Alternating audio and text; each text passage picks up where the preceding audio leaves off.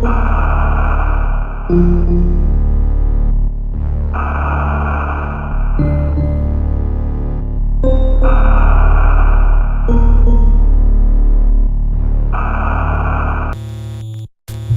everybody, this is Pat with Give Pat a Job, and I just wanted to put together a quick little video here before I go on hiatus on these and just cover something that I think is kind of cool, the Metroid Password System. So, when Metroid was first released in Japan, it was released on the Famicom Disk System, or FDS, depending on who you talk to. And the Famicom Disk System had basically built-in save. It could save to memory, and so there was no need have to worry about things like a password. But when it came out in the United States, there was no disk system for it, and cartridges with batteries were kind of expensive to produce. Nintendo only saved those for their flagship titles like Zelda originally, though towards the end you would see more battery backups. But to get around that, what they did was they came up with a password system. Oh, a dreaded password system. If you have ever played a game with a password system, you know exactly what I'm talking about. You're trying to put in a password and your zeros look like O's and everything is all screwed up, and then you gotta go back to old passwords. It was just an absolute nightmare. But if you dig a little bit deeper, there's kind of some interesting things going on under the hood. Now, much like everything that has ever been made, you're going to find somebody who is an expert in something, and there are plenty of experts on the Metroid Password System. I am not one of them. I will give some credit here at the end to where I got a lot of this information, and also take a look in the comments for some interesting links. But let's talk about it. So, the Metroid Password System, if you look here, is basically 24 characters. It's 6 times 4, so you have 6, block of 6, block of 6, block of 6, block of 6. 24 characters that make up encoded 144-bit data field. So, of the 144 bits, 128 bits are reserved for game data.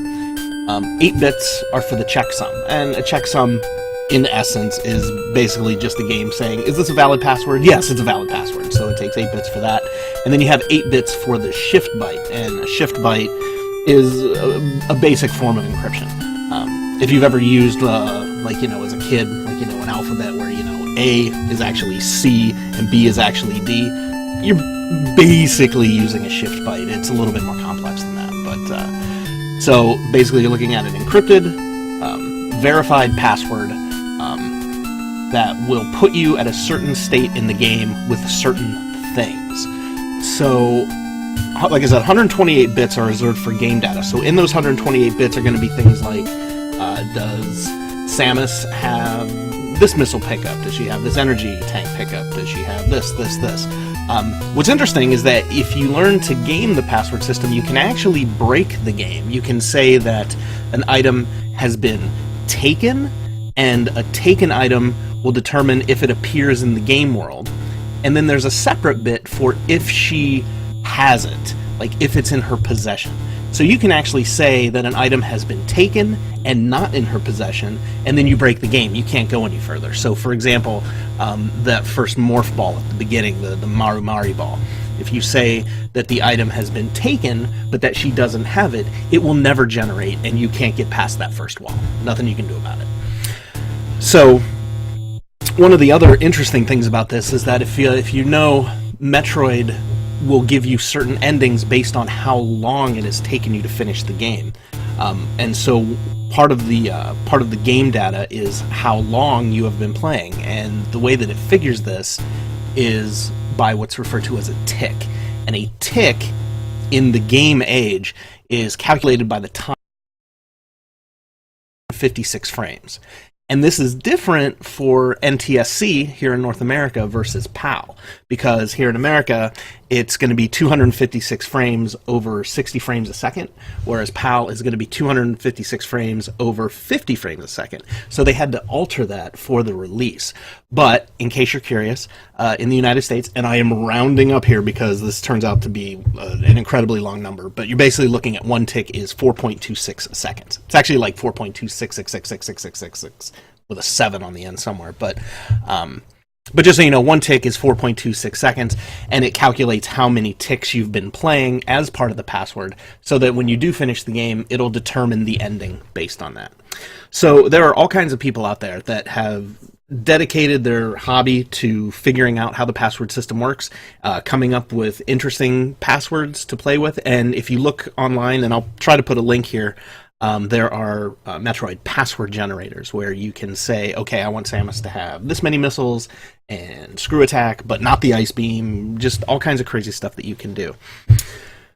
But besides being kind of a cool hack into the game, there's a little bit of lore around the password system, and I just wanted to show off a couple here real quick. So the first one that you're probably going to run across is this popular one.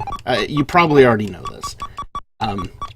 The Justin Bailey password. So, if you put in Justin Bailey, and I think all dashes, start. Okay. So what this does, this is going to take Samus, and it's going to start her, oh, spoiler alert by the way, with the best ending outfit. Well, I take that back, it's not quite the best ending, it's the next to best ending, because she still has her green hair. Best ending is brown hair after you've beaten the game with her in the leotard. But I digress. At any rate, so this actually shows Samus in her end leotard, in Norfair, with 5 energy tanks, actually 255 missiles, the various suit, high jump boots, screw attack, wave beam, and Kraid and Ridley are already defeated, and the path to Turian is open, Turian being the last part of the game. However, before you decide to finish the game, you are going to have to find the ice beam, so you can find that in 2 different areas. So, okay, so you have this password, and it puts you in this kind of interesting space, but where did this password come from? And that's really something that a lot of people have argued about over time. Some people think that it was originally broken Nintendo Power. I couldn't find a reliable source for that, although it's possible. It could also be that somebody just put their name in, and it came up with this, and the way that schoolyard rumors move around, it got moved around. I remember when I was a kid playing this game, and the Justin Bailey password came up on the schoolyard, hey, put in Justin Bailey, you're gonna look different, you're gonna have all this cool crap that you can play with. I did get Nintendo Power. I do not remember seeing this in Nintendo Power, but I'm getting quite old, and I don't remember half of what I used to. Some people think that there was a member of the development team named Justin Bailey who worked on the game and they put that in, although, if I'm correct, nobody has ever been able to verify that as being true. So it's kind of a cool little kind of window into the mythos of this game that, you know, something as minor as a password could generate so much interest. I don't think there ever has been a determination of Justin Bailey. More likely than not, if you were to ask me, because the password system is so strange, you can put in random words and have things happen. So it's quite possible. Like, for example, you can get all of this stuff that comes with Justin Bailey by putting in a completely different password. There's more than one way to say that something is checked as part of the bits being on or off. So Justin Bailey just happens to be this, but you could easily find another password that gives you all of this stuff. So there is that. Another interesting one, let me reset here,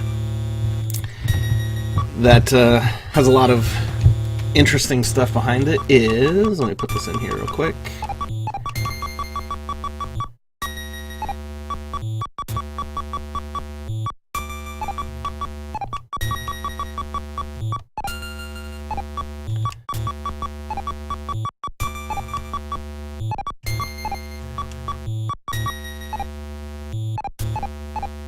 Is the Narpus sword, or Nar password. And so this one's interesting because when you use this, Samus is going to have infinite energy and missiles, an altered ice beam, which if you look here is kind of a strange combination of, you can see that it's the ice beam, but it looks like the wave beam, so it's kind of a combination of the two in a strange way. Every power-up in the game except for energy tank and missile expansions, but if you have infinite energy and missiles, you're not going to need them anyway. Her energy cannot go below 30 or above 39, and let me show you here. we got screw attack going right here. I already have that, but see, so as soon as I get hit, it'll go down, but it will go back up. Like, it won't go below 30. See, so I got hit and I actually gained energy. So you can still obtain the maximum energy tanks and missiles, although the energy tanks will never fill up and the missiles will never increase or decrease. And so this is kind of an interesting one to play with. So the question is, where did this password come from? Some people think that the NAR for NAR password comes from North American release, as in this was a debugging password that might have been used by the developers to, you know, make the game. However, I think that has been debunked in that the password works in the PAL version, which would not be a North American release, so that doesn't really make a lot of sense. Other rumors are that it's named after Toru Narahito, for NAR. He was one of the men who worked on making the game in the North American release, so he was part of the conversion from Japanese to American, and I believe he was the one that actually came up with the original password system. So that's quite possible. Other possibilities, some people say NAR stands for not a real, as in not a real password, as in, you know, this is not really going to get you much except for test mode. So there's another one for you. You can look online and find all kinds of passwords that do all kinds of crazy stuff. One more that I'm going to show you, this is probably one of the more notorious ones. I will warn you right now that this will not work on emulator, and in fact does not work on some versions of the game. I believe this does not work on the re-release of the game, the one that came in the yellow box. And they have also removed this from a lot of the virtual console releases of the game. I think you'll see why here in a second.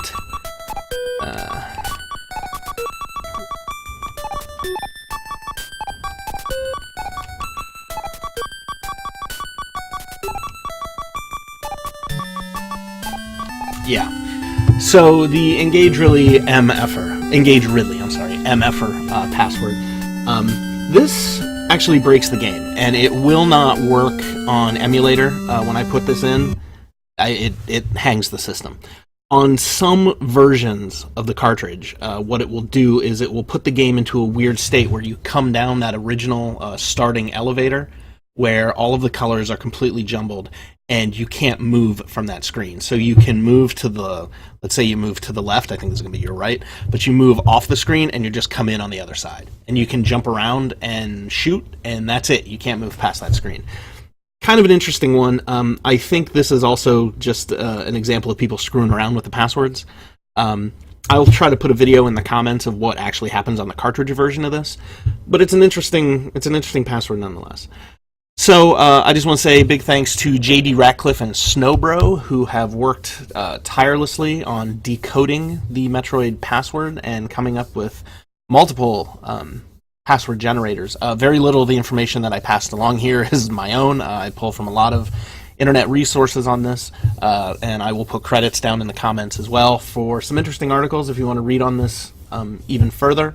Try to put a generator and maybe a video or two, but that is all that I have on the Metroid Password System, and we will return here in a couple weeks where we'll continue our playthrough. And in the meantime, everyone have a happy holiday, and we'll be talking to you soon.